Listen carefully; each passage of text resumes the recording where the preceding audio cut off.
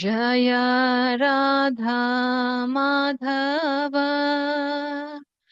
कुंजा बिहारी जय राधा माधव जय कुंजा बिहारी जय गोपी जनवल्लभा जय गिरिवरधारी जय गिरिवरधारी यशोधनन्दना व्रजनरञ्जना यशोधनन्दना व्रजनरञ्जना यमुनातीरावनचारी यमुनातीरा वनचारी जय राधा माधव कुंज बिहारी जय राधा माधव राधा माधव राधे जय जगन्नाथ जय बलदेवा सुभद्रा माई जय सुदर्शना जय गौरनिताय जय गौरनिताय गौरनिताय जय गौरनिताय जय जय प्रभुपाद प्रभुपाद प्रभुपाद जय जय प्रभुपाद जय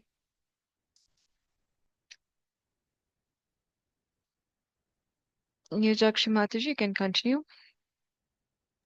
हरे कृष्ण माता जी। Hare ओम Krishna. अज्ञानातिमिरन्धस्य ज्ञानाञ्जनशलाकया चक्षुरुन्मीलितं येन तस्मै श्रीगुरवे नमः। श्रीचैतन्यमनोभीष्टं स्थापितं येन भूतले स्वयं रूपा कदा मह्यं ददाति स्वपातिकम्। वन्देऽहं श्रीगुरो श्रीयुतपादकमलं श्रीगुरुन् वैष्णवांश्च श्रीरूपं सागरजातं सहगण रघुनाथवीतं तं सजीवम् सात्वैतं सावधूतं परिजनसहितं कृष्णचैतन्यदेवं श्रीराधा कृष्णपादान् सहगणललिता श्रीवैष्णवान्वितंश्च। हे कृष्णा करुणा सिन्धो दीनबन्धो जगत्पते गोपीसे गोपिका कान्त राधा कान्त नमोऽस्तु ते। तप्त काञ्चन गौराङ्गी राधे वृन्दावनेश्वरी वृषभानुस्तुते देवी प्रणमामि हरिप्रिये। वाञ्छकल्पतरुभ्यश्च कृपा सिन्धु एव च पतितवा पावनेभ्यो वैष्णवेभ्यो नमो नमः। जय श्री कृष्ण चैतन्य प्रभु नित्यानंद श्री अद्वैत गदाधर श्रीवासादि गौर भक्त वृंदा। हरे कृष्णा कृष्ण कृष्ण हरे हरे हरे राम राम राम हरे हरे। हरे कृष्ण माता जी। Hare Krishna. Who's Narsimharthi today?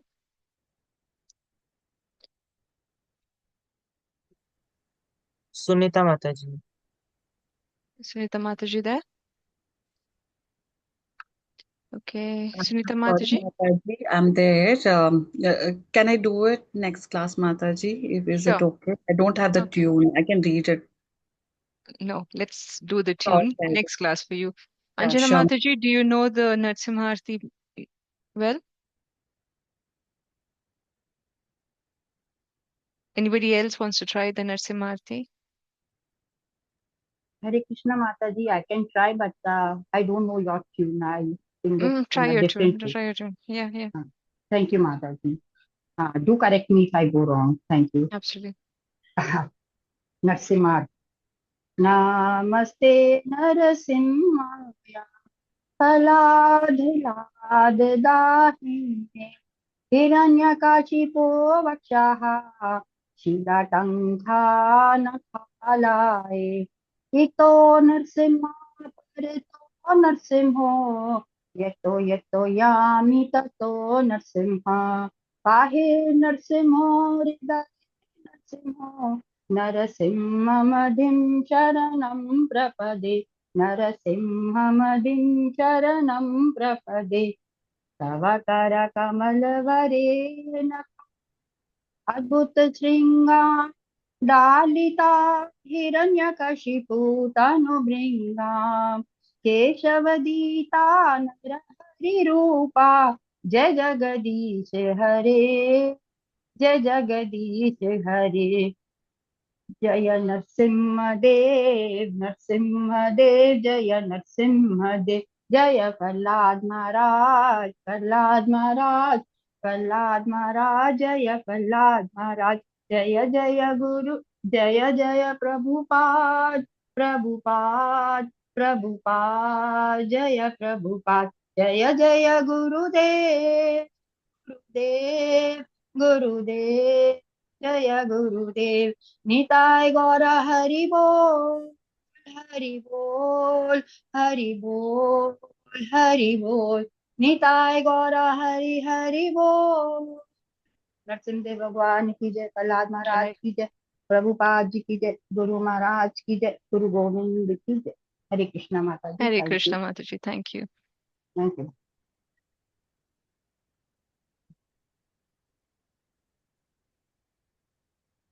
Okay. Thank you, Premamai Mataji, Rajakshi Mataji, and what was the other one? Mataji, Dandavat Pranam. I'm late. I'm sorry. Yes. Thanks for joining. I'm extremely sorry. I'm late. That's okay. That's okay, man.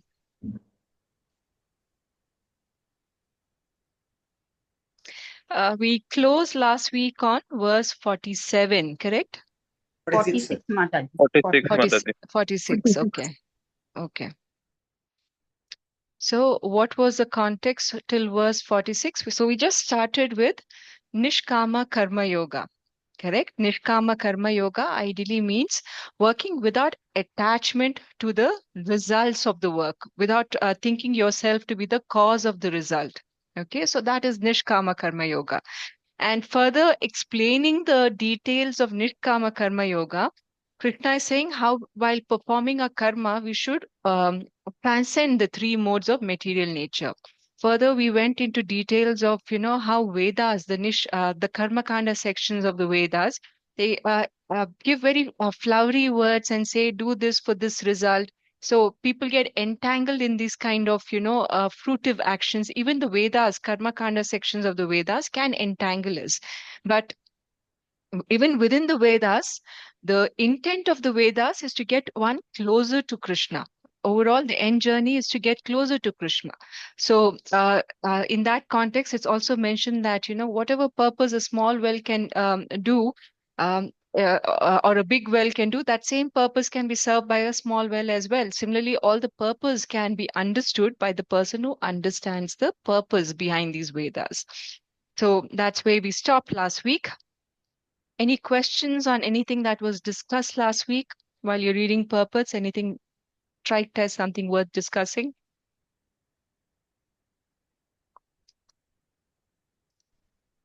Okay. Jay, let's move on to verse 47 now. Sumit Prabhu, I'll request your help to just call out the names of the people who needs to read the next verse. Priti Mataji is Hare Okay, Hare Hare Krishna. Krishna माता जी हरे Krishna Hare to all Krishna. devotees assembled here text 47 कर्मण्येवाधिकारस्ते मा फलेषु कदाचन मा कर्मफलहेतुर्भुर् मां ते संगोत्सव अकर्मणि translated by A.C. Bhaktivedanta Swami Prabhupada ki jai. You have a right to perform your prescribed duty, but you are not entitled to the fruits of action. Never consider yourself the cause of the result of your activity, and never be attached to not doing your duty. Hare Krishna. Thank you, Hare Mataji. Krishna. Karmani evadikaratte. We have heard this verse like anybody understands Bhagavad Gita or not. We definitely have heard about this part for sure. Karmani evadikaraste. Right? Now, what is the meaning of Karmani evadikaraste? Because this is very popular among materialistics. people who want to do karma kanda activity, or who are greatly into sense gratification. So they keep reciting this particular part of the verse, karmani evadikaraste. So what does that mean? It means karmani is in prescribed duties, certainly, right? Eva and adhikara, right. So you certainly have the right to perform your prescribed duty, is what it means. But what about the rest of it? Why don't the materialist people who want to just work for themselves, live for themselves, why don't they mention the rest of it? Because ma phaleshu kadachana. What does that mean? But you're not entitled to the fruits of action, right? And ma karma phala heturbur mate sangostva akarmani. Never consider yourself the cause of the results of your activities, and never be attached to doing your duty, right? And never be attached to not doing your duty. Now, the first part is all okay because you do work, you get your result. But what the materialist people do not like to hear is that you're not entitled to the fruits of actions. So they keep saying, work is worship. Of course, it's a very famous thing, especially certain philosophy propagates it. Work is worship. Of course, work is important. But it's like the Ardha Kukuti Nyaya. Ardha Kukuti Nyaya is, if a person has a poultry farm, the profits come in the poultry farm from the eggs the hen will give, right? But it's also not profitable to keep feeding the hen. So Ardha Kukuti Nyaya would mean I will take care of the part that gives me profit and neglect the part that does not give me profit. So feeding the hen would be troublesome. It is not a very profitable thing. So they'll stop feeding the hen. So I just want the eggs. I don't want the feeding part of it, right? But without feeding, there's no uh, eggs as well, correct? So that is Ardha Kukuti Nyaya. So most of the materialistic people, they just stop at karmani evadikaraste. But what we devotees also need to focus on, especially when you're talking of nishkama karma yoga, is the second part of it, which says you're not entitled to the fruit of your action. Now, how do you further understand it? Right? It's here Krishna is saying work, but work with no attachment for the results of the work. And also don't be attached to not doing your duty, right? So it's not that Krishna is saying don't do work at all. So Krishna is saying do your duty, but without being attached to the result. Whatever the result of your work, it could lead to profit, loss, fame, infamy, right? Happiness or sadness, whatever the result is. So you should perform your task because it's part of the dharma. It is part of your dharma to do this task. And the outcome you should leave to Krishna, because that is what Krishna owns, right? But can we really work without a desire for this fruits? Like when you're going to a job, can you work without a desire for a salary? Right? We work for a salary, and nowadays there are many leaders, like recently a leader said, work for 90 hours a week, but with no outcome, same results. Whatever salary you're getting today, you'll continue getting, but work for 90 hours a week. So, how then, when you think of this verse from a spiritual perspective, right? How then should we think about this? Can we just keep doing spiritual service with no desire for outcome? Right? Even when we do DT service, at some point, we start loading pictures. We say, look at my DT, looks so nice. So maybe at some level, we want some appreciation, isn't it? Even when we, other donations or something, we do some service, we at some level want some recognition, because that's what propagates our prestige and fame within the circles we work with. So how then to work with no desire for results? Right? Because ultimately, I enjoy the glory that comes with the work I'm doing. So, but a true devotee will not reveal what kind of services they are doing. They're not interested in the outcome of what service they are. Of course, they are attached to the spiritual, being spiritual. They attached to Krishna. They are very attached to pleasing Krishna. But whatever service they are doing on a material context, they will not go saying, this is a service I did this, or, I do so many rounds of chanting, because they're not looking. Even if they do 64 rounds in a day, they'll not go and publicize to everyone saying, I have done so many rounds, right? Because sometimes when you go tell people that this is the service I've done, we have an instant fall down. Our tapasya, the effect of the tapasya instantly comes down, because instantly when others say, "You're so great, Mataji, you're doing so much service," when such kind of praises come in, instantly there's a little pride that comes into our mind as well. Right. So it's always recommended that, whenever you do service, like they said, don't let the left hand know what the right hand is doing. Services should be like that. Whoever needs to know, because you're doing the service, you need to coordinate with certain people, let them get to know. Okay. Or your Guru Maharaj or whoever is mentoring you, they may know if need be. Right. But beyond that circle of must know people, nobody else needs to know that these are the service you're doing. Whatever service you're doing is for the pleasure of Krishna alone, right? So someday, if he wants to give you glory for all the services that you're doing, he might give. And if he at all never gives you any glory and you keep doing services, even that is fine, right? That is the mood of a devotee. I might have told this pastime of a European couple. Um, Both husband and wife. The husband was a temple president. I don't know which specific country they belong to, but one of the European region. They're still alive. This was a time when this country was going through a very high recession.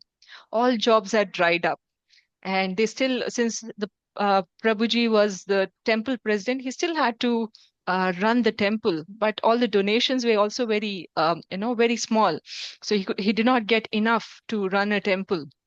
But of course, in the daytime, because both the couples are actively serving in the temple, they had to serve the temple, do their, do classes, take care of the temple running. So morning they couldn't do anything, but every night both these couples would leave the temple premises, and they'll step out and they'll come back in the morning. And people started wondering what is going on here. Why are these couples always stepping out every night? And somehow, by some coincidence of things, they figured out that these couples every night they go to the closest railway station, because there was no other job, and they'll go to the closest railway station. They'll start cleaning the railway station, the toilets in the station, and because morning they couldn't do this work, they picked up a job in the night, and with that income that they were earning, they were running the temple, right? And then nobody really, they didn't really go telling everyone that we are doing this kind of service. You see that? Because if someone, if somebody praises this, it's very natural that people feel some kind of pride that, I did this, I'm supporting the temple, or because of me, these things are happening.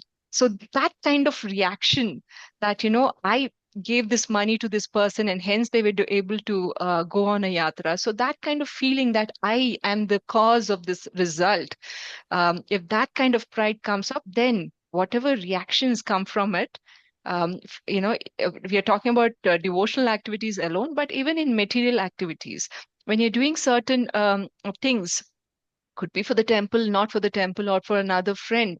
When you're doing with the intention that you want to support or help the person, you give a small donation to somebody who is poor. You do it without any results. Let Krishna take care of the result. You're not even going to tell about this to someone else. Then there's no reactions that come to you. Right? You see that? It's a very important verse, and I'm spending so much time on this because we need to understand what the context of this verse is. So, whatever actions you do, don't go telling. Even for the fame of it, don't tell it. Right? Of course, if Krishna wants to give you the fame for doing that kind of service, he will give it. Otherwise, it's not needed. So, these results, so these results that this verse talks about is especially material results. Okay, spiritual results, of course you have to be attached to it. If you want to cook for Krishna, you want to cook such that Krishna is pleased by what you're cooking. You want to have that, that I cook for Krishna, I did this service. So that kind of attachment is nice. But for any material work, you should not have any kind of attachment like this. Okay, don't be attached to the material result, but we should be attached to spiritual results. So this way, please, our main intention then in our spiritual life is just please our Guru. as like Srila Prabhupada, to please Srila Prabhupada. That's the most important thing. And if Srila Prabhupada is pleased, we know that Krishna is also going to be pleased, right? So, verse 47 says, "Do not, you are not entitled to the fruits of action. Never consider yourself the cause of the results of your activities, and never be attached to not doing your duty. Some duties may feel like, it's going to be put me in a lot of trouble, or, it's going to be tiresome. But here it's saying you have to perform your duty, but just don't be attached to the results of your work. Okay. So, in other words, Arjuna was therefore advised by the Lord to fight as a matter of duty without attachment to the result. His non-participation in the battle is another side of attachment. Such attachment never leads one to the path of salvation. Any attachment, positive or negative, is cause of bondage. Inaction is sinful. Therefore, fighting as a matter of duty was the only auspicious path of salvation for Arjuna. Let's read the next verse. Hare Krishna Mataji. Hare Krishna. Yogastha kuru karmani sangam Tyaktva. tyaktva dhananjaya siddhi asiddho samo bhutva samatvam yoga uchyate. Translation: Perform your duty equipoised, O Arjuna, abandoning all attachment to success or failure. Such equanimity is called yoga. Such equanimity. Thank you, Prabhu. So, Yeah. perform your duty equipoised. What does the word equipoised mean? Abandoning all attachment to success or failure. So, we are not going to be affected whether your activity will give you success or failure. You're doing this duty as a matter of, you're doing this task as a matter of duty. So, such equanimity. Equanimity is samatvam. Equanimity is equivalent to yoga, right? So we all of you at some point of life might have done some level of yoga, right? What is the purpose of the morning yogas that we do generally? Is there anyone who does yoga in the morning, or some may be doing it in the evening? Surya Namaskar in the morning. Yeah, what's the purpose of your doing that yoga? Maintaining good health, Mataji. Good Yeah. health. Okay. Yes, most of us do yoga for that for purpose. physical wellness. Maybe some do it for weight loss, or some do it for all the pranayama, breathing exercise for some kind of mental peace. So generally, yes, the immediate symptom level reaction of doing a yoga is maybe the physical changes that happen in your body. But the real purpose of doing a yoga is not that. It's to concentrate your mind. The ultimate effect of yoga should be to concentrate your mind on the Supreme Lord. But while doing yoga or learning yoga, nobody talks about the Supreme Lord. In fact, people try to be very, liberal when they're talking about yoga. They say that, this is some kind of exercise. But the real purpose, even when you're going through 8 limbs of Ashtanga yoga, the ultimate final level of yoga is samadhi, right? What does samadhi mean? Samadhi is a state when your complete senses, your mind, your intelligence, everything is focused on Krishna, the Supreme Lord. And to achieve this level of complete perfection, focus on Krishna, then we need to start by controlling our senses, right? Senses is what? Does anyone know what are the different senses in our body? 5 senses. 5, okay. 5 sense organs. We have 5 senses, we have 5 sense objects, and then we have the mind. There are actually 11 senses. Okay. Yeah. 5 plus 6, huh? 5 plus 5 plus 1, 11. That's So right. there are working senses, then there are knowledge acquiring senses, and there's the mind also. So usually the knowledge acquiring senses, which is the eyes, nose, mouth, ear, and skin, is what we generally speak of. But there's the your working senses as well. So they are also part of your senses. And then the mind. Mind is the highest controller of all the senses. So the first stage of achieving samadhi is controlling your senses. So Krishna is saying you can also concentrate your mind on Krishna by the process of nishkama. So you don't have to sit in one place and focus on Krishna, because that kind of focus on Krishna where you have to artificially control your limbs, your mind, that is very difficult. So easier way then is to control your senses and mind is by the process of nishkama karma yoga. How is that? Because any action, okay, whatever we do, if your target object of your action is Krishna, then easily, though you're acting for Krishna. That way, your senses and your mind slowly gets from this uncontrolled state, it slowly comes to the a more controllable state, because everything you do is now focused on Krishna. And if that is the case, then you can control your senses as well by the process of action, and action focused on Krishna. So don't um, so Krishna is saying don't care if this if this attachment to Krishna gives you success or failure, whether it draws people or leads people away from you, doesn't matter, right?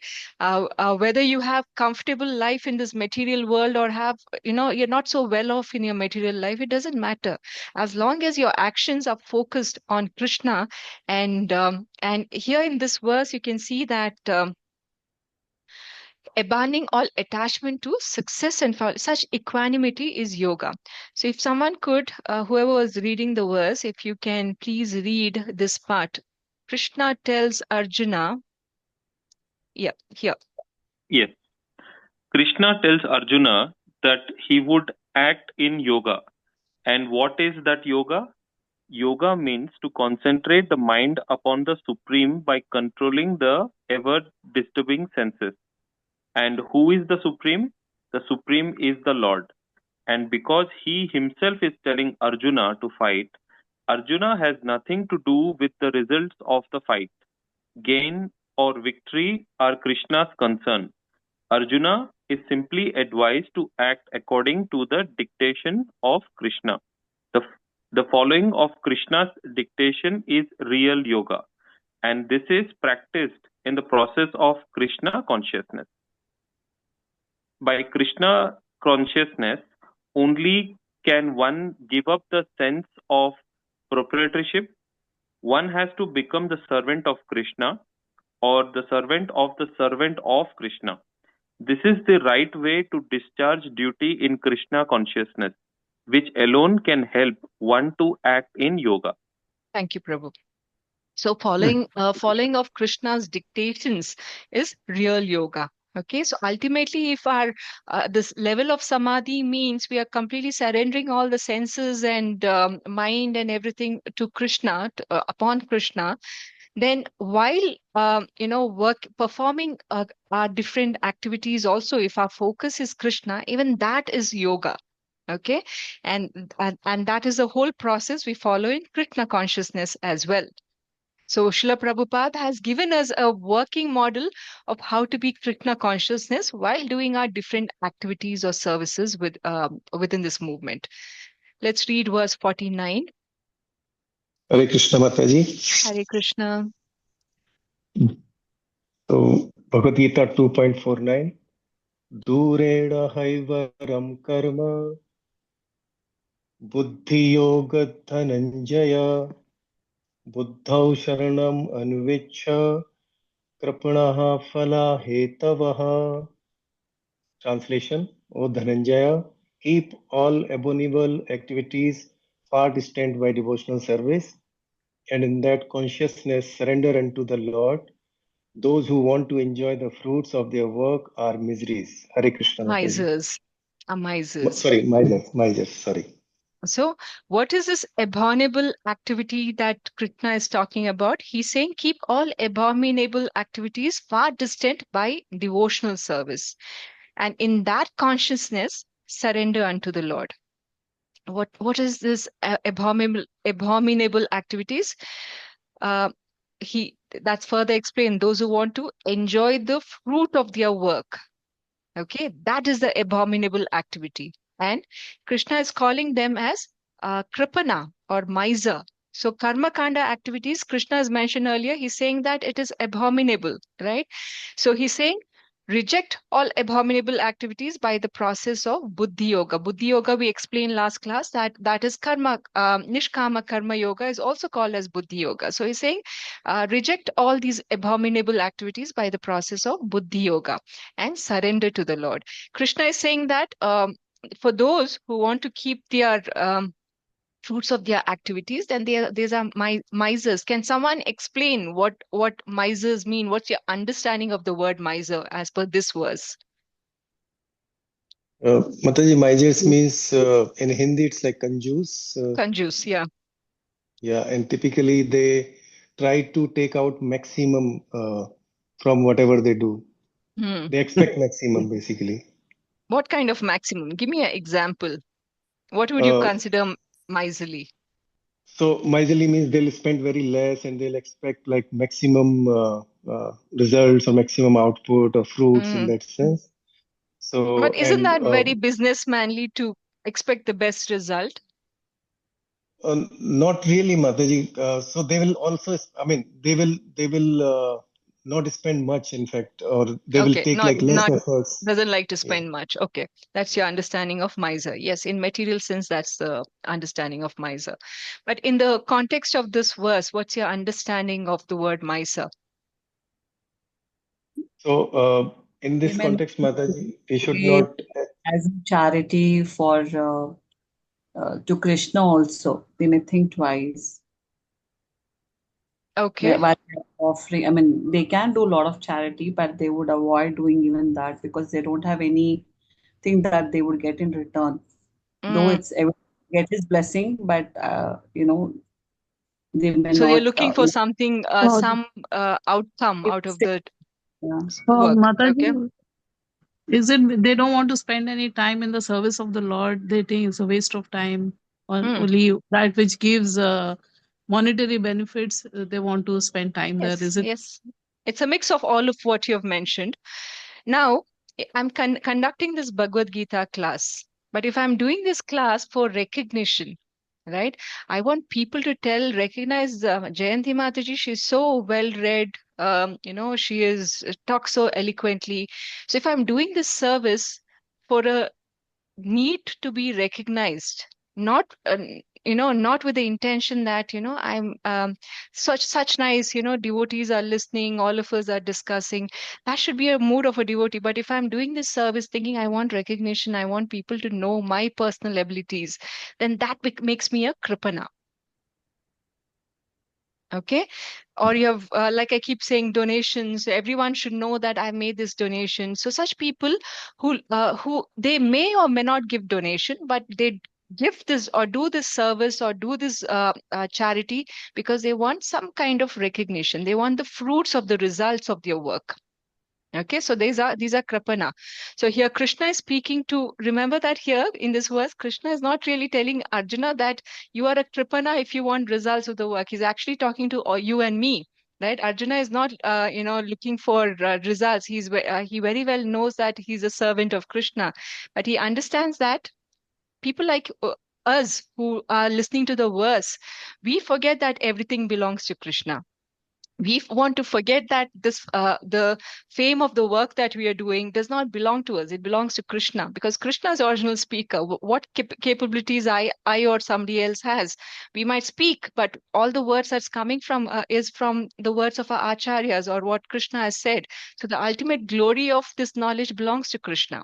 And even if we are giving some donation, right, sometimes we give donation, then we want to talk about it, but ultimately the ability to give a donation is because Krishna has given you that ability. Nothing really belongs to you. You can donate something that truly belongs to you alone, but if somebody has given you something and you're donating it in turn, how can you say that it's my donation? It's Krishna who's given that resource, isn't it?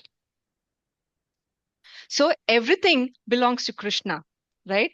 We might say that I gave some part of my salary to Krishna. Um, but what about the rest of the salary? Does that belong to you then? No, even that is Krishna's. So you're using Krishna's resources, but to claim that this belongs to me now, I'm the owner of this because it's with me, that tendency to say that I, me, myself, that is miserly, right? So even in ISKCON, you can see many like this class, we have Bhagavad Gita knowledge. We want to distribute that knowledge. It's not that we want to hold that knowledge and grow in fame and money. That's not our intent. There are so many speakers who give classes, but nobody will do charge people and say this is one way of earning money. Of course, the temple might do it if they so want to, but you'll not find people doing that. All the daily classes that happen, it's all it's knowledge given because it's coming from Krishna, right? And there are so many times that we ask for book donations, and where do this donation goes for? It's going to people who want to read Bhagavad Gita, to hospitals, people who are dying in old age homes, or poor people who cannot afford to buy a book but want to Bhagavad Gita. Then we give them to at a very small amount, like 10 rupees or something, and then they get to read Bhagavad Gita. So all this donation is not kept in one place and then enjoyed. It is further distributed because it all belongs to Krishna. So everything is put back to Krishna's service. So even in Gurukuls, uh, uh, within ISKCON, you'll see that, education is given almost free of cost, like a very minimal fee compared to all the external schools, a very minimal fee just to maintain the premises and stuff. And even if we have a farm community, that whatever is grown is further, given back to the kitchen so we can make more prasadam out of it, right? And that is distributed to all the devotees. So there's a lot of, everything that Krishna has given us is given back to the society, right? In some way or the other.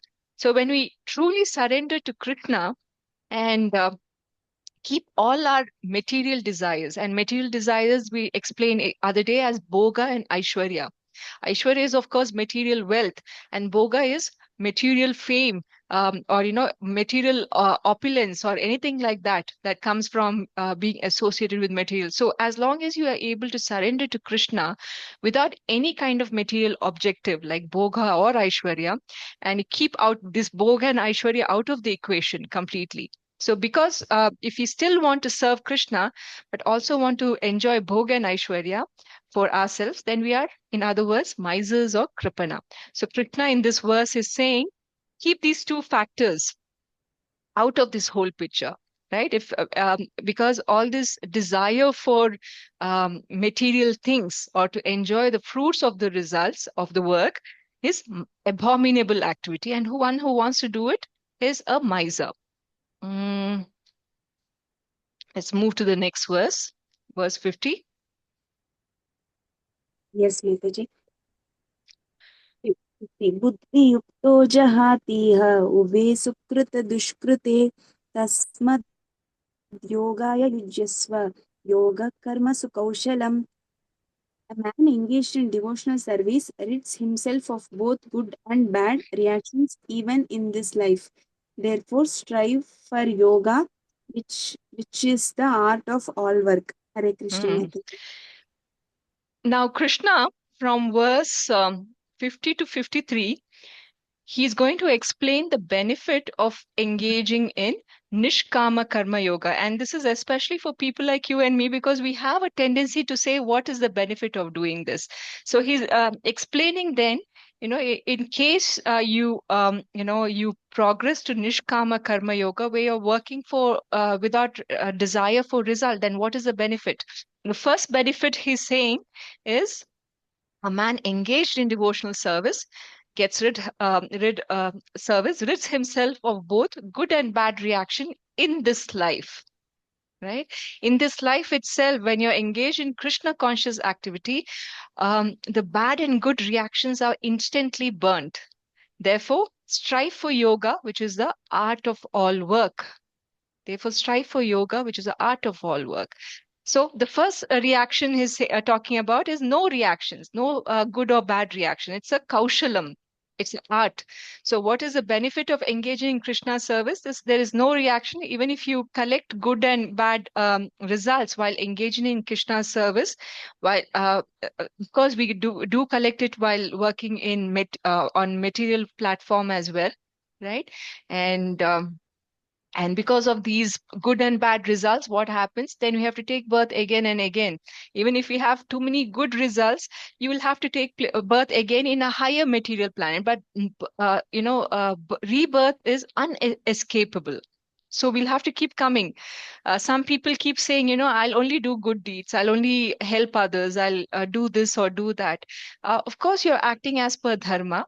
Okay, so there'll be pious credits or good results that will come. But as a result of that good karma, also you'll have to take rebirth. Okay. And similarly for bad results, you're hurting someone, intentionally trying to be rude with someone, or you're trying to be, whatever gives you impious results. Even if you're doing that, of course, you'll have to take birth again, but this time you'll take birth in the lower planets.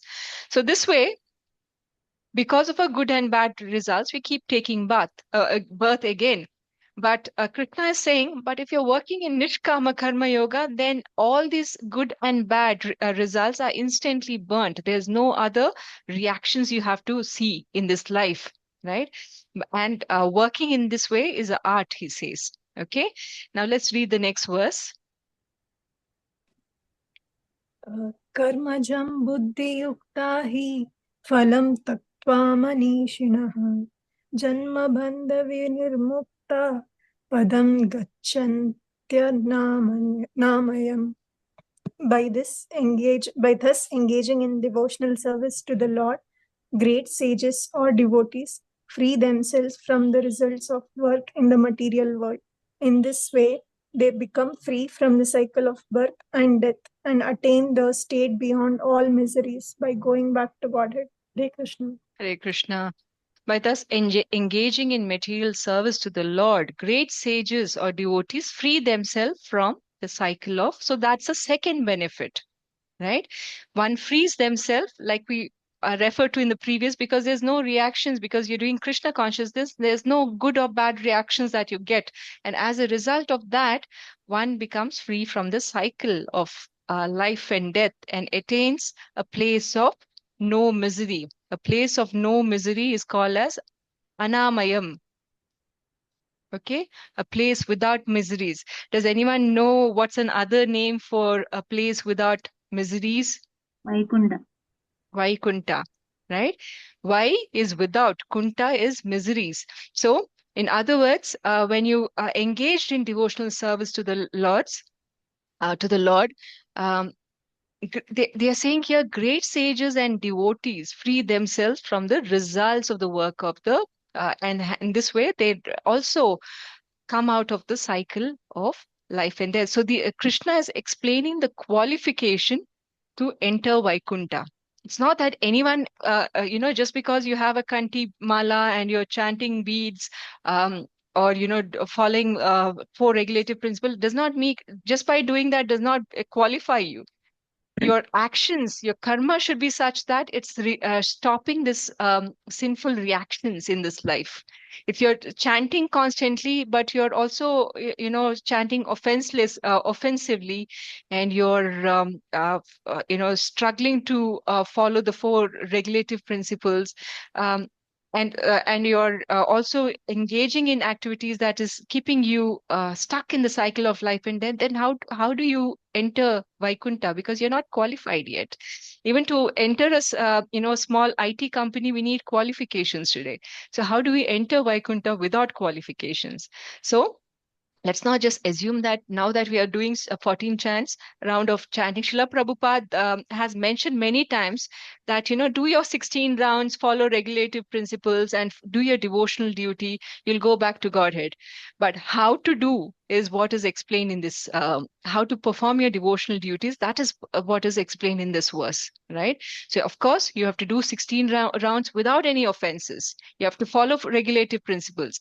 And while you're doing devotional service, you should do devotional service such that you have no desire for the result, right?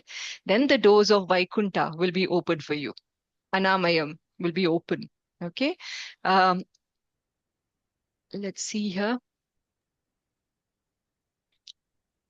Whoever was reading, can you please read from here? Yeah. The miseries of life, namely birth, death, old age, and diseases, are present everywhere within the material world. But one who understands his real constitutional position as the servitor of the Lord, and thus knows the position of the personality of Godhead, engages himself in the transcendental loving service of the Lord. Consequently, he becomes qualified to enter into the Vaikuntha planets, where there is neither material, miserable life nor the influence of time and death. To know one's constitutional position means to know also the sublime position of the Lord. One who wrongly thinks that the living entities' position and the Lord's position are on the same level is to be understood to be in darkness, and therefore unable to engage himself in the devotional service of the Lord. He becomes a Lord himself and thus paves the way for the repetition of birth and death. But one who, understanding that his position is to serve, transfers himself to the service of the Lord, at once becomes eligible for Vaikuntha Loka. Service for the cause of the Lord is called Karma Yoga or Buddhi Yoga, or in plain words, devotional service to the Lord. Hare Krishna. Thank you, Hare Krishna. Mataji. Okay, before I forget, Chaitanya Mataji and Jayanthi Mataji, please make sure you share your phone numbers with me, because I want to make sure I mark you on my verse reading list. I'm not able to recognize your phone numbers on WhatsApp today. Yeah, sure. Thank you. Hare Krishna. Okay, verse 52. Hare Krishna, Dandavat Pranam Mataji. Dandavat Pranam. 2.52. यदा ते मोहकलिलं बुद्धिर्व्यतितरिष्यति तदा गान्धासि निर्वेदं श्रोतव्यस्य श्रुतस्य च. Hare Krishna. When your intelligence has passed out of the dense forest of delusion, you shall become indifferent to all that has been heard and all that is to be heard. When your intelligence, thank you, Mataji, when your intelligence has passed out of the dens of delusion. Now, what is this delusion that Krishna is talking about? He's talking about all the different opinions we keep hearing. What is our intelligence getting influenced by? By all the people opinions around us. Vedas are saying, do this, do that. Then there are people, relatives who say, you do this, it's very good for you. So people are constantly trying to engage us in material activities, right? It's like a dense forest of delusion. So you shall become indifferent to all that has been heard and all that is to be heard when your intelligence has passed out of the dense forest of delusion, right? So in other words, as Krishna is saying, everybody thinks they are smart. Everybody has an opinion. So everyone wants to give it out to everyone else, whoever is listening. But what value is that opinion of everybody else? Even the karma kanda part of the Vedas, if it's going to just entangle us in more karma, and karma can be reactions also. One meaning of karma is action, but karma could also mean reaction, right? So what value is all these opinions and Vedas if we are constantly going to get stuck in the material cycle of life and death? So we should remember that especially the Vedic, let's read this part. Mataji, Indira Mataji. Oh my. The Vedic, Hare Krishna, the Vedic rites and rituals are imperative for neophytes, comprehending all kinds of prayer 3 times a day, taking bath early in the morning, offering respects to the forefathers, etc. But when one is fully in Krishna consciousness and is engaged in his transcendental loving service, one becomes indifferent to all these regulative principles because he has already attained perfection. If one can reach the platform of understanding by service to the Supreme Lord Krishna, he has no longer to execute different types of penances, and sacrifices as recommended in revealed scriptures. And similarly, if one has not understood that the purpose of the Vedas is to reach Krishna and simply engages in the rituals, etc., then he is uselessly wasting time in such engagements. Persons in Krishna consciousness transcend the limit of Sabda Brahma or the range of the Vedas and Upanishads. Hare Krishna, Upanishads. Mataji, thank you. So, thank you, Mataji. So, what this verse, paragraph really means is, as long as you have reached the stage of liberation, then you transcend all these, what the Dharma Shastra says or Artha Shastra says. Then you transcend all of that. But while we are, of course, since we are not pure devotees of the Lord yet, right? And which is why our existence in the material world continues. So while we are not that, we of course have to follow certain rules and regulations. But once you attain that pure state of realization, then we can transcend all what the Vedas and everything else says. So in that sense, Krishna is saying, when your intelligence has passed out the dense forest of delusion, right, then you become indifferent to what others have to say, or what people think about you making a certain choice or not. Very often we get criticized, ISKCON devotees especially, because we live a very austere life, right? We try to fast. Ekadashi, people will say, what are you fasting? Every now and then you're fasting. Um, why don't you just enjoy? You're so young. What are you doing with your life? Constantly reading. So these are the different opinions we hear all around us constantly. Um, but this also, there's a situation that was explained by Bhakti Siddhanta Saraswati Thakur very nicely. He once spoke about this circus that came to a village. This was supposed to be a very reputed circus, and everyone was praising it constantly. And it was so expensive that it was big money for the ticket and all that. So since the circus came to this one village, people were all excited. They said, yes, yes, we have to go watch this circus. And the entry to the circus was very special because only one person at a time can go watch this circus and come out. Right? The rest will be standing in a long queue outside the circus tent, and one person at a time goes in. So the first person enters, and as soon as they enter the circus tent, what do they see? They see five big, strong men. They were seated there. They made him come and sat, and he sat on the chair, and he's now waiting for the circus to start. But suddenly, these five men, they start beating him black and blue, right? And he didn't understand what's going on. And now the five men tell this person, now you'll have to go out and tell everyone that you enjoy the circus. Otherwise, we know where you lived, where you live, so we'll come and beat you more. So you'll have to go out and praise this circus. So this man steps out because one, of course, he was scared of these five people who just bounced him out. And also he was thinking, now if I go out and tell everyone that I was beaten up by these five men, then I will be the only person who gets beaten up, right?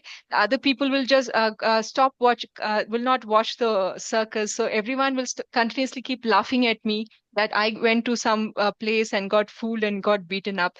So he's also thinking that the others also have the same experience. If many people go through the experience, at least I'll not be the butt of all jokes. So he's when he came out, this second person asked, how was the circus? It was nice. It was nice. We are paying so much, it must be good. So the first person said, it's very nice, you should experience it yourself. So the second person goes in, right? Second person also goes through the same treatment. Now he's thinking, oh, the first person had a good circus experience. Am I the only one who's getting beaten up? Now I can't go out and tell everyone that I got beaten up. So he goes out after getting beaten up, and he tells the third person, yes, yes, very nice, right? So each one by one, every person is getting beaten up by these five people, and everyone is coming out of the circus and saying it was very nice, it was very nice, and nobody told each other that the circus was actually a horrible experience, right? What Bhakti Siddhanta Saraswati Thakur is saying is, this material world is like that. We are constantly getting beaten up by our five senses. But everyone does not want to reveal that they are beaten up. They are tired of the material life. They don't want to carry on. But they keep saying, telling each other, this was very nice. I'm having a very nice experience. Nothing bad is going on with me. I'm living a very materialistic life and everything seems to be so perfect. So that's how each one, like when you look at the Instagram and Facebook updates from others, you think their life is so enjoyable. Everything seems to be so nice. Why? Because they only put out the good things, saying everything is going good, and everyone is thinking, am I the only one who's having this bad experience in the material life? Why am I the only one going through all these troubles in the material life? Right? But that's not true. Everyone is beaten up by the five senses, but everyone still wants to say, tell the other that do this thing for material prosperity, or take this loan or do that. So this way you'll be materially prosperous. So this is our status. This is all what we go through in this material life, right? But for a devotee, then uh, we anyone who is they know that they're having a outside view of this. They know that I'm suffering, the next person is suffering. They may not say it or not say it. So there's no point in taking suggestions or any kind of advice from a person who's already getting beaten up by the material world. How can they tell me when they themselves are suffering? How can you tell me that my life will be better if I follow these material practices, right? So one who has this higher knowledge, they'll become free from whatever others has to say or not say. Let's read the next verse, 53. And if you have questions, feel free to ask even between the class if it's connected to what we're discussing. 53. Yeah. Hare Krishna, Mataji. Hare Krishna. श्रुति विप्रतिपन्ना ते यदा स्थास्यति निश्चला समाधावचला बुद्धिस्तदा योगमवाप्स्यसि. Translation: when your mind is no longer disturbed by the flowery language of the Vedas, and when it remains fixed in the trance of self-realization, then you will have attained the divine consciousness. You would have attained the divine consciousness. Okay, what is divine? Achala buddhi is divine consciousness. So when you reach a stage when you're not disturbed by the flowery words of the Vedas, and when it is fixed on the trance of self-realization. Self-realization is understanding our soul, understanding the Paramatma within. When your focus is just that, then you would achieve the trance of self-realization. Can you read the purport, Mataji? Yes. Purport: to say that one is in samadhi is to say that one has fully realized Krishna consciousness. That is, one in full samadhi has realized Brahman, Paramatma, and Bhagavan. The highest perfection of self-realization is to understand that one is eternally the servitor of Krishna and that one's only business is to discharge one's duties in Krishna consciousness. A Krishna conscious person or unflinching devotee of the Lord should not be disturbed by the flowery language of the Vedas, nor be engaged in fruitive activities or for promotion to the heavenly kingdom. In Krishna consciousness, one comes directly into communion with Krishna, and thus all directions from Krishna may be understood in that transcendental state. One is sure to achieve results by such activities and attain conclusive knowledge. One has only to carry out the orders of Krishna or his representative, the spiritual master. Carry out this. So this is the crux of this verse as well, that one has to carry out the orders of Krishna and the spiritual master. These are the only two people whose advice we should really hear and understand and follow. Otherwise, all the advices we receive from shastras or even the karma kanda activities, or from your family and extended friends and relatives, these are all materialistic. Will have a tinge of materialism in them constantly. Let's read verse 54. Hare Krishna Mataji. Hare Krishna. Yeah. Hita prajnasya ka basa samadhistasya kesava sitadi kim kapasita kim asita vijesata kim. Arjuna said, O Krishna, what are the symptoms of one whose consciousness is thus merged in the transcendence? How does he speak and what is his language? How does he sit and how does he walk? Hmm. So since Krishna has in the previous verse has explained so much about being situated in self. So Arjuna is putting this question now. So who is this Sthita Pragna? Sthita Dihi, right? Sthita Pragnasya ka basa. Ka basa would mean how do they speak, right? Samadhi tasya Keshava Sthita Dihi kim prabhasita. Right. So Arjuna is asking of one who's situated in fixed Krishna consciousness, what do they speak? What is the language they speak with? How do they sit? Right. Um, and how do they walk? Now, what does this mean? Like, does a devotee walk, sit, talk differently on a non-devotee? So what is Arjuna really asking here? So he's asking, like when all of us go through different material situations and we have a different way of reacting to everything. And Srila Prabhupada in the purport is saying, just like a diseased person, they have different way of sitting, walking, and talking. Right? We can understand from the way they are talking, speaking, or walking that this person is not healthy. Similarly, um, a very healthy person has a different way of speaking and walking. Similarly, in this case, the Sthita Pragna person will also have different ways to react to different material situations. So when Arjuna is asking Kabasa, what is the general symptom of a person who is Sthita Pragna, right? Then he's asking Kim Prabhaseta, how does he speak, right? So in other words, Arjuna is asking, um, let's say these Chitta Pragna people, they come across people who blame them, who praise them sometimes, right? And sometimes they receive affection versus hate. And sometimes, they go through all the dualities of life. So in that case, how do they speak externally and internally? What are their reactions, right? What are they thinking internally and what are they saying externally? How are they speaking? Then Kim Asita, how do they sit? Right? This means to say that how do they control their senses? When the senses is in contact with sense objects, how do they react to these sense objects? How do the senses react? Right? Vrajeta Kim, how does he walk?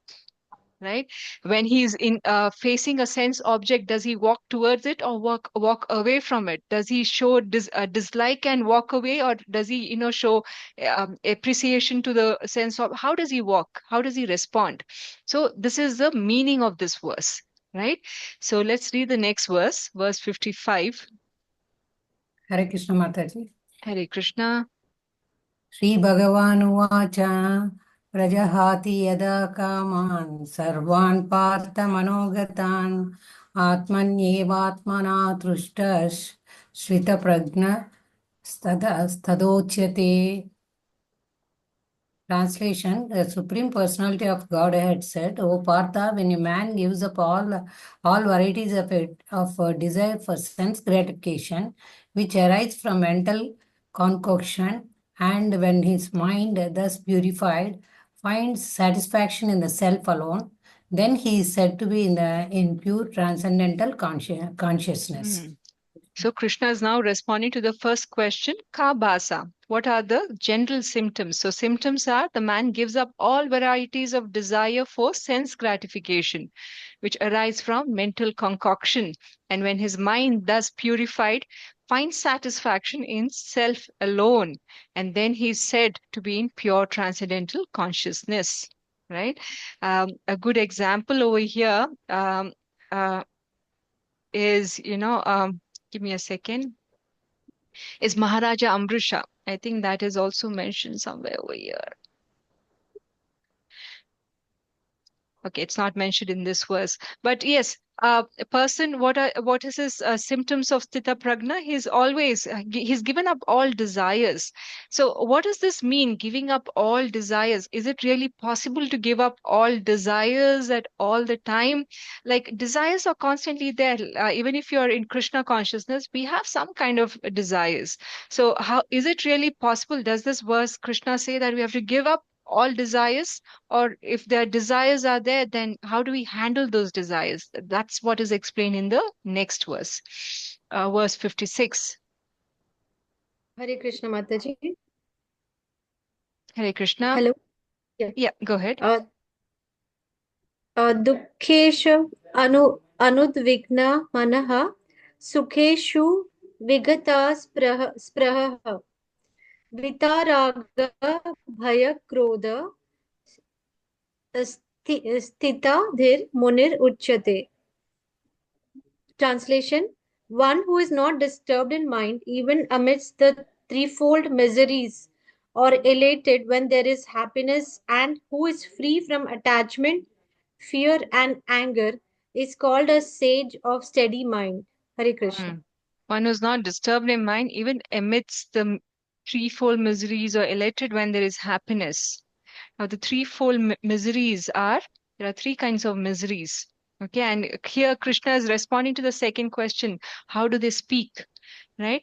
So Krishna is saying, even in the face of the threefold miseries, there are three kinds of Adi Daivika, Adi Bhautika, and Adhyatmika. So even in a face of all these miseries, they are undeterred. They continue doing their service. And whether there's happiness or what is emits a three, or elevated when there is even when there's happiness, or or not, they keep doing their duty without any attachment, fear, or anger, and is called a sage of steady duty. So whether something good happens, doesn't happen, does not matter for them. All they have to do is they keep continuing to do their duty. So for them, it does not matter that the outcome is going to be good or bad, because they only focus, whatever the challenges come, they simply want to perform Krishna conscious duties. And just give me a second.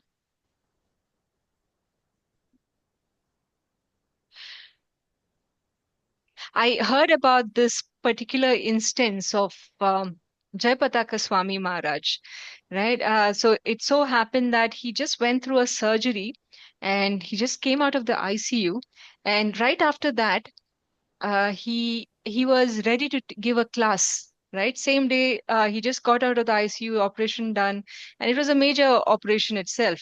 And he said, "Set up my laptop. I want to give a class," and he did just that. So can you imagine? Like, it's very difficult to even have that kind of dedication to Krishna. But for a Sthita Pragna, then he's only focused on what will make Krishna happy, right? And even in this verse says, give up all free from attachment, fear, and anger. Now, giving up fear and anger is also very important, because fear or anger means we are attached to certain things, right? When does fear or anger happen? Because when we are extremely attached to some result, then if that result does not come to us, then we are a little fearful, right? And similarly, anger also means that you are getting angry because you're not getting what you want, or the you're extremely attached to your own reputation and self ego. In that case, there's anger as well. Just like there's a particular instance of when Hanuman got angry, right? He was so angry that he burned down the whole Lanka. But right after burning down the Lanka, then he was very repentful, thinking Mother Sita is also there in Lanka. So now that I've burned the Lanka, what if something happens to us? So this reactions of happiness and sadness, Shastra says that sometimes we of course react a certain way, and that is allowed when it's a emergency situation, right? A spontaneous reaction. If you react in a certain way, that is okay, but it cannot be a constant state of mind, that we are constantly fearful, or we are constantly in a state of anxiety. Because if that happens, then very quickly that also means that we have less faith in Krishna, right? Sometimes emergency situations we react a certain way, but once we come to equilibrium, we should also know that whatever situation we are going through, it's because Krishna wants to take us through that situation, right?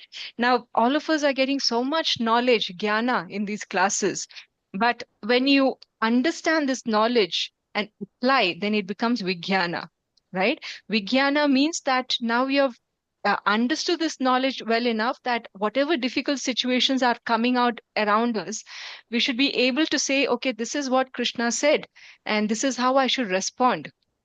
Right? Sometimes there might be situations you react a certain way, but in a long run, we should always have this knowledge in the back of the mind that this is how Krishna wants us to respond to certain situations.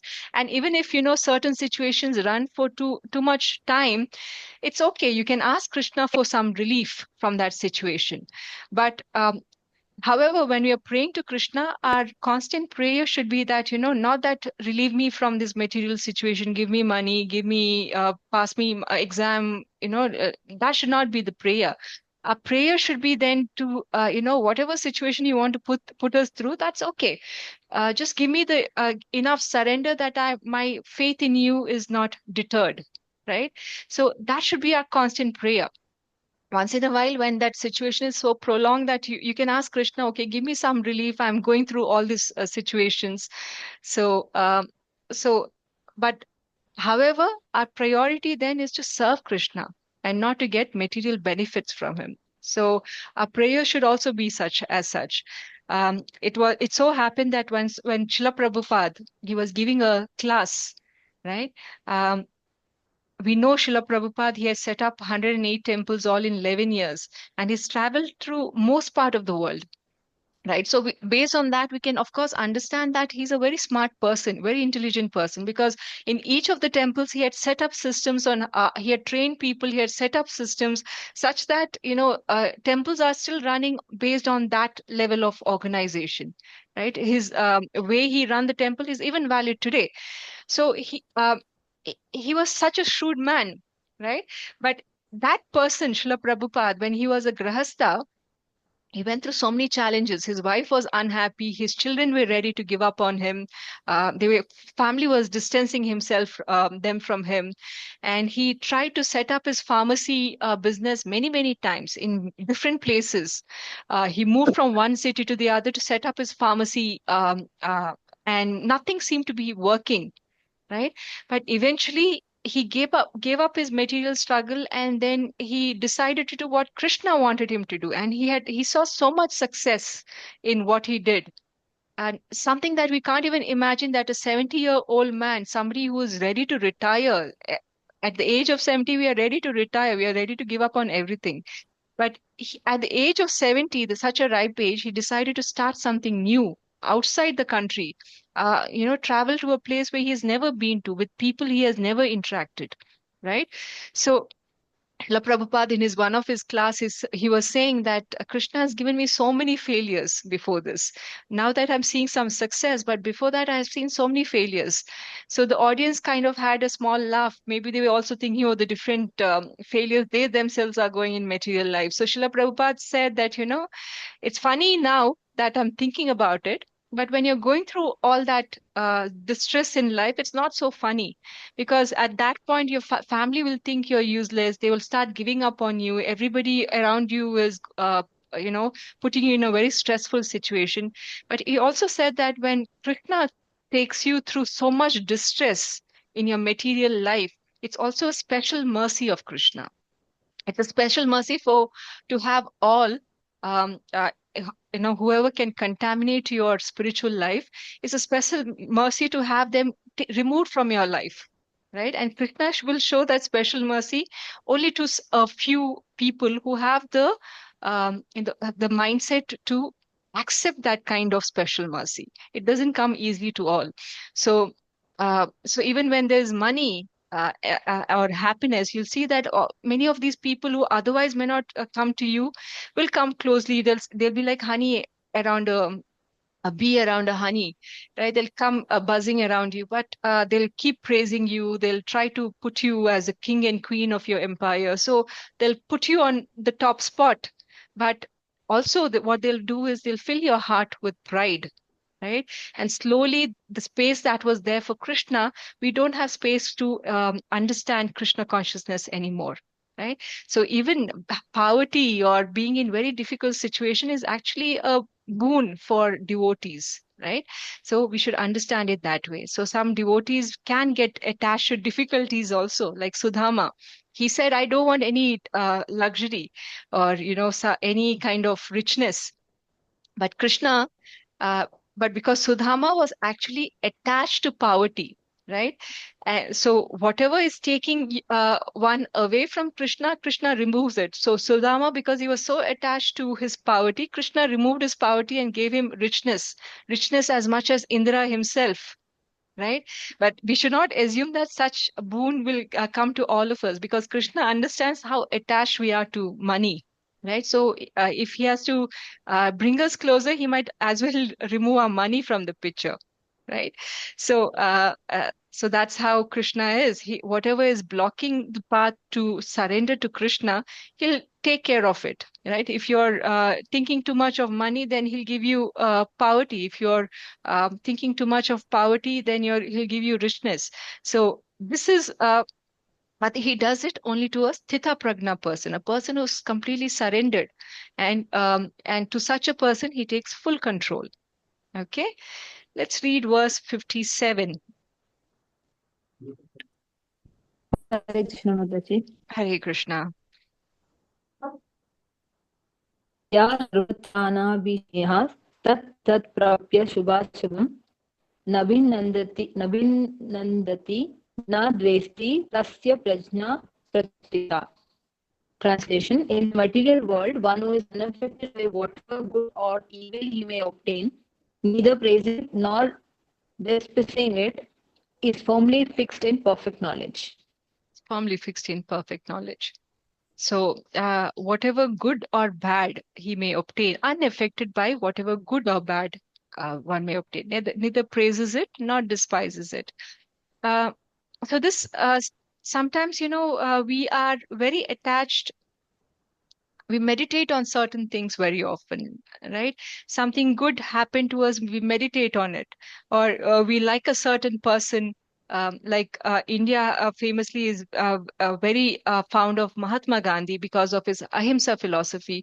But if there are certain people who meditate a lot on Mahatma Gandhi and say, I want to be like Mahatma Gandhi, constantly thinking like, that he did this or that, then it's easy for us to imbibe those qualities within us. Similarly, there are a lot of vegans growing in all over the world. And is veganism growing? Because they are in association of other people who are also vegans. So vegans will say this is good, that is good. If you do eat this versus that is good. They talk about the health benefits. So in association of other vegans, now of course the association is on a more a social level. As in social media and all that, so the knowledge of veganism is also spreading in that sense. So association can be physical, or it could be at a more virtual level or a mental level also. Physical, virtual is all the same today, but it can be at a mental level also. When you're constantly thinking of something, then you try to you get those qualities.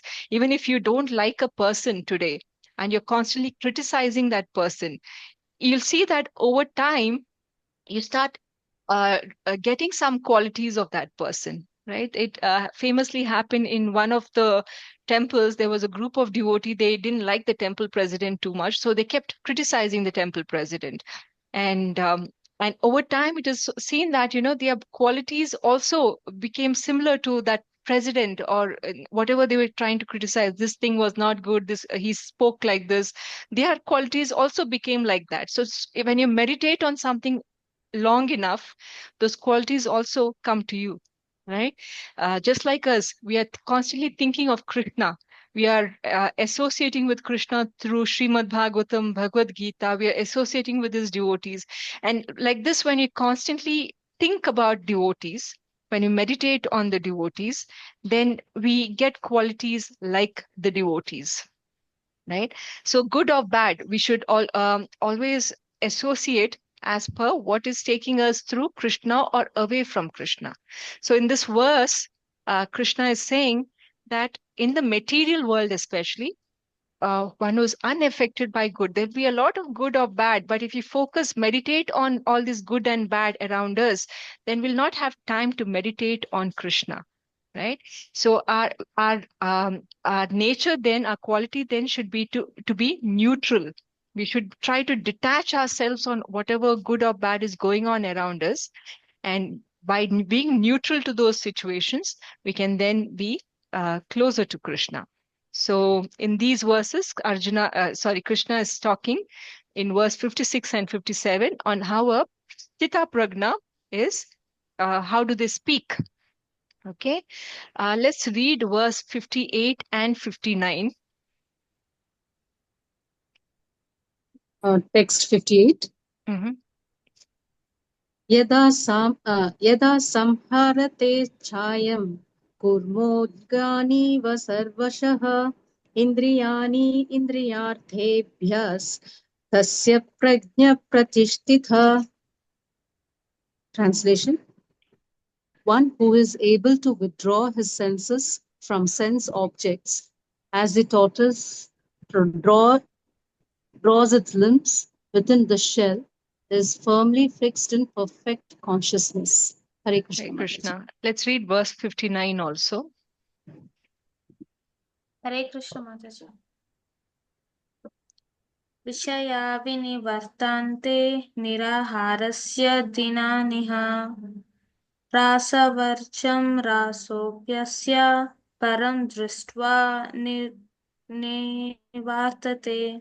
Translation: though the embodied soul may be restricted from sense enjoyment, the taste for sense objects remains. But ceasing such engagements by experiencing a higher taste, he is fixed in consciousness. Hare Krishna. So verse 58. So Krishna is responding to how does this Chitta Pragna sit? And what does sit mean? How do their senses respond to sense objects? That's the meaning of it. So in verse 58, Krishna is saying like a tortoise, just like a tortoise when it wants to engage in the external world, it brings its limbs out, hands, legs, head, it'll bring it out of the shell. Otherwise, it's constantly inside the shell. Similarly, a person who's Stita Pragna will bring out their senses only to engage with Krishna. Otherwise, they withdraw their senses from their sense objects. So, when we read this, we should also think about our real life experiences. Like every time that we come across different material situations, how are we reacting?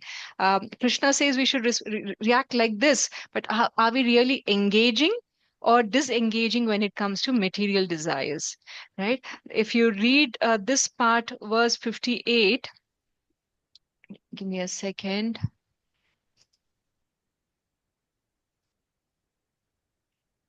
Read this part, Mataji.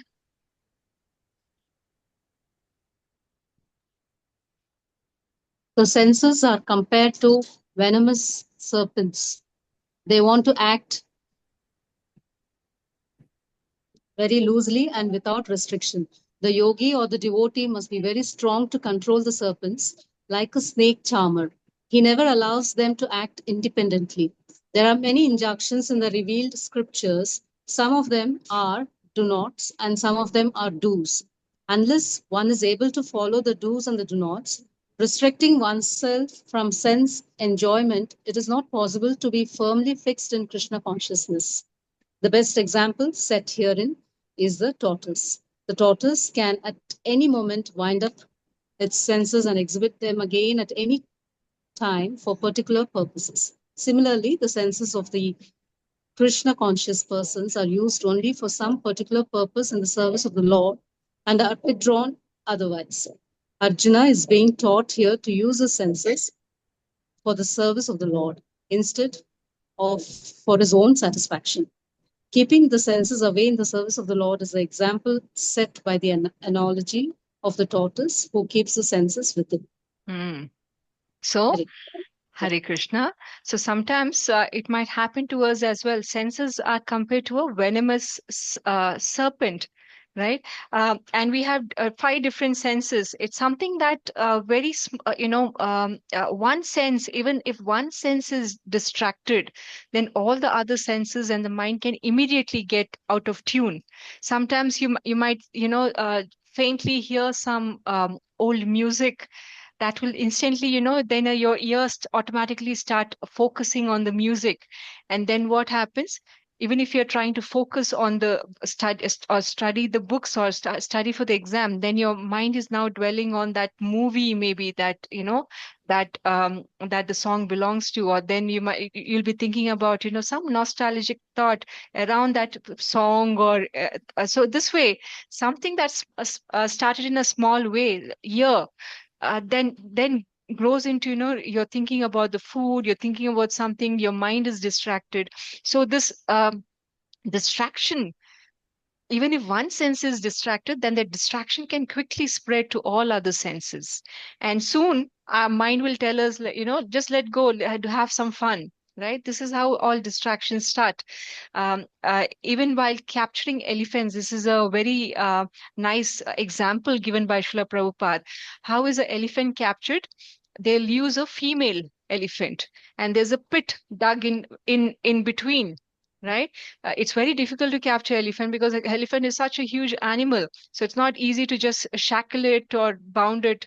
So what they do is, whenever they want to capture a male elephant, they'll put a female elephant in front of it, and in between there's a big pit dug. And this male elephant is so aroused looking at the female elephant that without thinking, mindlessly will run towards the female elephant and get stuck deep in pit, right? And this is how, because of our senses, animal like a elephant can also get captured. There are many examples like that we'll deal with in the following chapters also. But in other words, what Krishna is saying is, while following while listening to our senses, we should be aware that senses can bring us down. So and the best way then to deal with us and control our senses is to follow what our acharyas and shastras says. And to help us control these senses, acharyas have given us certain kind of do's and don'ts, right? Do's will be, of course, do your 16 rounds, read books, or do some devotional service. Don'ts will be no meat eating, no illicit relations. So anything that can distract our senses. So these four regulative principles is actually set such that, it helps us control our senses.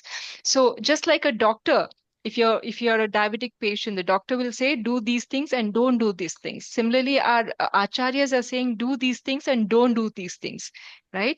So uh, so for us then to control our mind, the best way to control our senses is to follow the regulative principles, follow the acharyas, and that way, slowly, eventually, when our mind is so focused, when our senses are so focused in serving just Krishna, all these other distractions becomes does not matter anymore.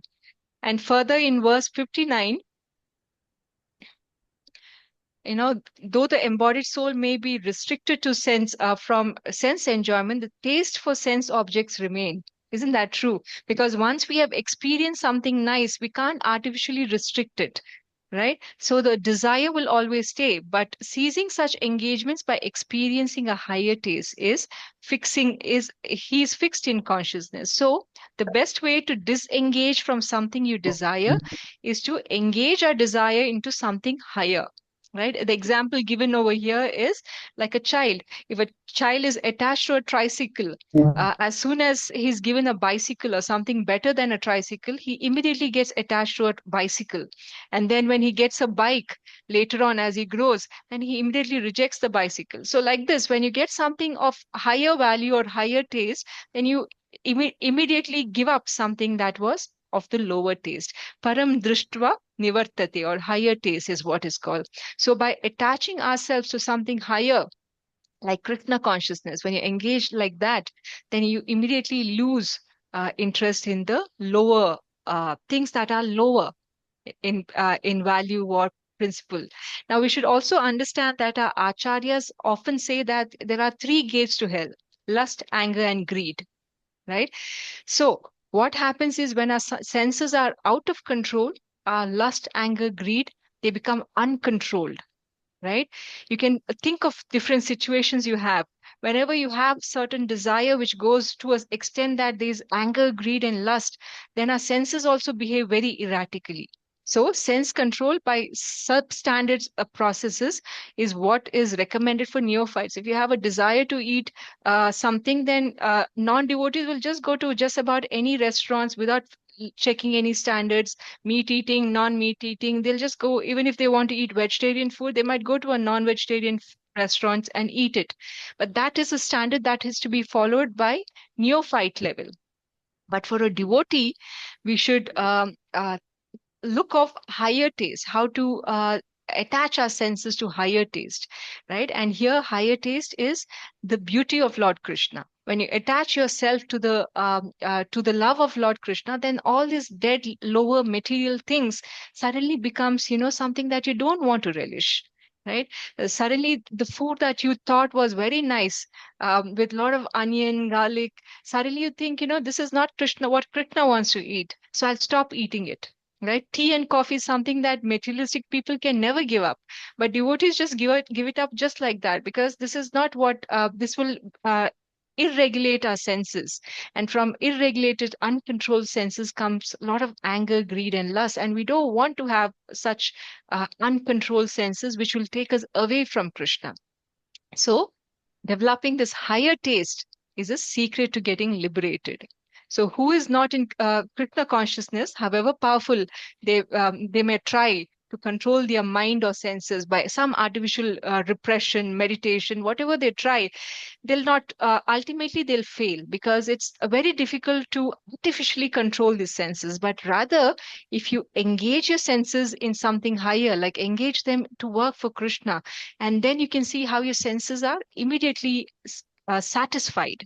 And that is the way we work in Krishna consciousness. Okay, Jay, we'll end our discussion for today at this verse 59.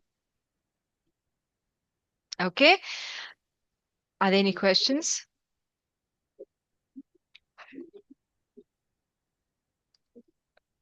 Okay, no questions. Hare Krishna, Mataji. Hare Krishna. I have one query. You have discussed about the Gurukul ISKCON having right. So do we have something similar in Hyderabad? I know there's something called Kurma Kshetra. Where in Andhra Pradesh? I don't know. There's a place called Kurma Kshetra. I'm not sure, Mataji. I will check it. There's It's a near Gurukul. Srikakulam, Mataji. Yeah, is it? Okay. Yes. Okay, that's very far. Then in Hyderabad, specifically. We don't have centers like that everywhere in every city, Mataji. There are very specific places Yeah. where there's a high devotee community. So Gurukuls come up in such places Yeah. alone. Sure, Mataji. Thank you. Hare Krishna. Hare Krishna. Okay. No other questions? Jai. Vanchakalpatarubhyascha kripa sindhubhya eva cha patitanam bhavanebhyo vaishnebhyo namo namaha. Hare Krishna Mataji, Dandavat Pranam. Hare Krishna Mataji. Dandavat pranam. Thank you, Mataji. Hare Krishna Mataji. Hare Krishna Mataji. Dandavat Pranam. Hare Krishna to all devotees. Hare Krishna Mataji. Thank you, Hare Krishna Mataji. Mataji, thank you. Mataji. Hare Krishna Mataji. Thank you very much. Hare Krishna. Hare Krishna Mataji, Dandavat Pranam. Hare Krishna Dandavat Mataji. pranam. I'm ending the call for everyone.